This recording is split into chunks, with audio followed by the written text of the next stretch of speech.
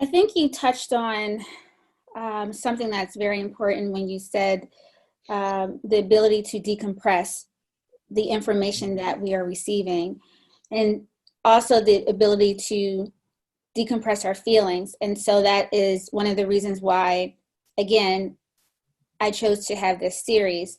I was watching a video of a nurse who was very distraught and emotional over what she was seeing. She came from another location to New York, and she was, upset. And she was saying that she felt so alone because she did not have anyone. She felt as if she didn't have anyone to talk to. She says she didn't want to call her mother or her siblings for Mm, fear of worrying them. yeah.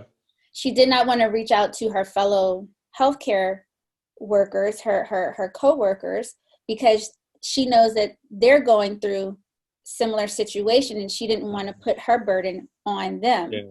So what do you do with those emotions? Let's talk about the stages of grief, because I don't know if people realize that is what many of us are experiencing.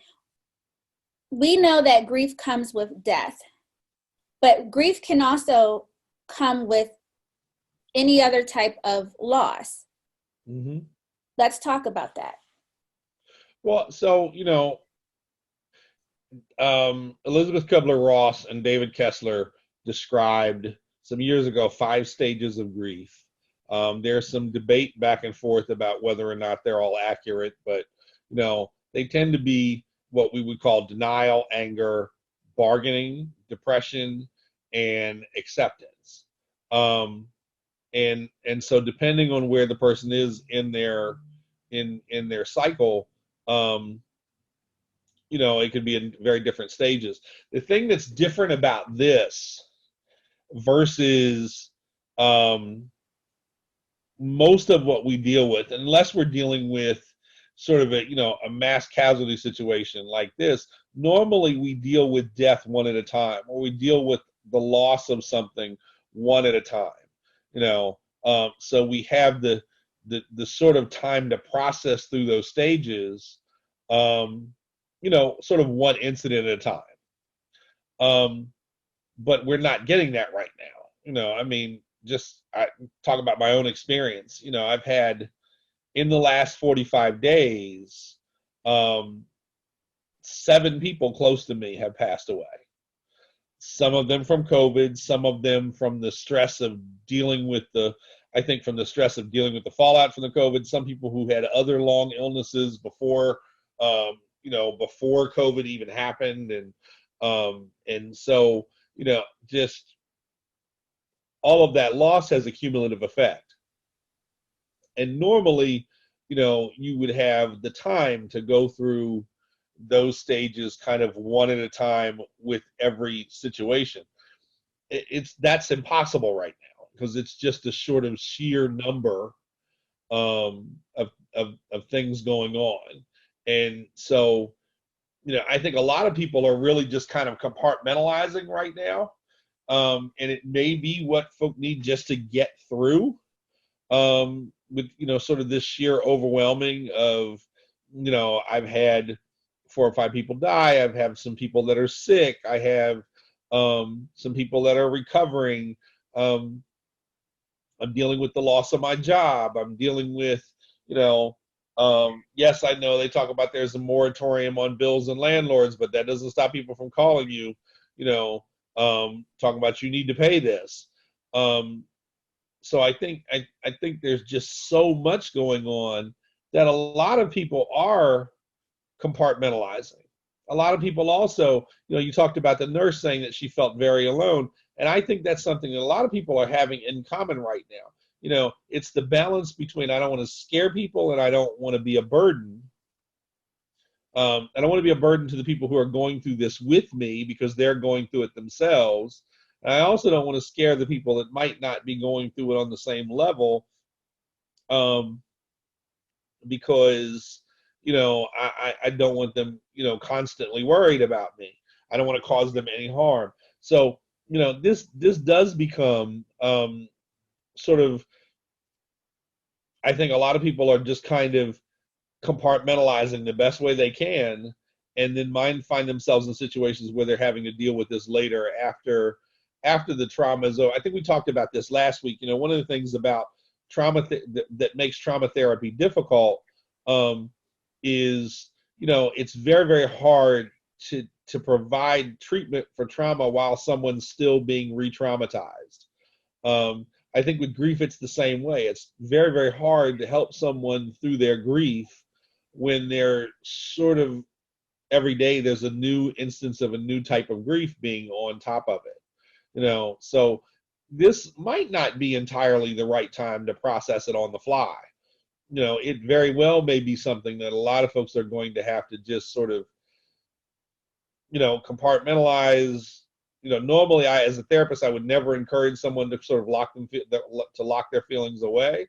But that may be what people are doing right now, just to sort of get through the day, and to get through the experiences, especially, those who are, caregivers and frontline healthcare workers, and you know, because they definitely have to compartmentalize just to get through. People who are in, we see this with folks in the military. If you're, and know this as a combat veteran, if somebody, in your unit dies, you don't have time necessarily to stop, because there's going to be more coming, and you still have an objective or a mission to accomplish. So, those kinds of those it almost forces you to have to deal with it later. So I can see a lot of folks that'll probably, it's going to take us a long time to recover, sort of generally as a society. And we can do the basics of self-care right now. We can continue to try to make sure that we're sleeping, getting as close to 8 hours as possible. We can make sure that we're, that we're eating, healthy meals every day, that we're trying to get some form of movement or exercise, that we might find one person that we can talk to and decompress with, but we might not be able to do it all, because that person's going through their own stuff right now too. And so it is, I think we can do some of the things, but I think it is this is an unusual situation. We have not experienced deaths on this scale this fast, that weren't either associated with some kind of, conflict. We haven't had one this numerous in a very long time. We had, the last time we were dealing with casualties, this many people sick, this many people dying, from a pandemic, was 1919. And from combat was probably, with this many people, was probably World War II. Korea and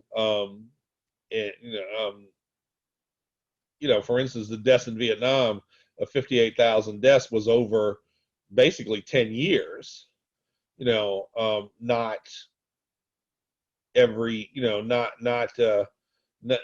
where you have sort of, you hear about 1,000 new people dying today, and dealing with, and then more and more people getting sick, and I mean, it's just, and the normal things that we use for outlets are sort of putting it back in our face. I mean, it's all over the news, it's all over social media. And so it does kind of limit our ability to have outlets, because we're sort of inundated with what's going on every day. So that's a challenge. And it's also a challenge when you have a nation that is suffering and no one knows what to do or what's going on, and you have you're not getting comfort from those in leadership. So what would you say to us who are suffering right now, who are grieving and don't realize that that is what's going on. You are grieving, you are mourning the loss of job, the loss of finances, the loss of your recreational habits, the loss of